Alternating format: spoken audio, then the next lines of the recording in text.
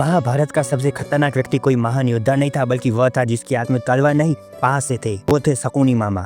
शकुनी को सामान्य रूप से खलनायक माना जाता है, लेकिन यदि गहराई से देखा जाए तो वह महाभारत का सबसे चतुर और दूरदर्शी पात्र था। वह गांधार राज्य का राजकुमार था और उसकी बहन गांधारी का विवाह हस्तिनापुर के अंधे राजा धृतराष्ट्र से केवल राजनीतिक कारणों से कर दिया गया। इस विवाह में गांधार राज्य का अपमान हुआ और यहीं से शकुनी के मन में प्रतिशोध की भावना जन्मी। लेकिन शकुनी जानता था कि वह पांडवों को युद्ध में पराजित नहीं कर सकता, इसलिए उसने युद्ध का मार्ग ही बदल दिया। शकुनी ने तलवार नहीं उठाई, उसने मनोविज्ञान को अपना अस्त्र बनाया। उसने दुर्योधन की सबसे बड़ी कमजोरी पहचानी कि उसका अहंकार और सत्ता की लालसा। फिर उसने जुए का खेल रचा, क्योंकि जुआ ऐसा खेल था जहाँ धर्म, शक्ति और मर्यादा तीनों हार सकते थे। धर्मराज कहलाने वाले युधिष्ठिर इसी खेल में अपना राज्य, अपने भाई और अंत में द्रौपदी तक हार गए। यह केवल पराजय नहीं थी, बल्कि पांडवों को मानसिक रूप से तोड़ने की एक सोची समझी योजना थी। सच्चाई यही है कि महाभारत का युद्ध कुरुक्षेत्र में बाद में हुआ, लेकिन पहला युद्ध शकुनी ने राजसभा में ही जीत लिया था। पर महाभारत यह भी सिखाता है, जो व्यक्ति दूसरों के विनाश की योजना बनाता है वह स्वयं भी उसी विनाश का शिकार बनता है। शकुनी ने अपना बदला तो ले लिया, लेकिन अंत में उसका भी पतन निश्चित था। इसलिए याद रखिए, सबसे खतरनाक शत्रु वही होता है जो आपको लड़ने से पहले ही पराजित कर दे।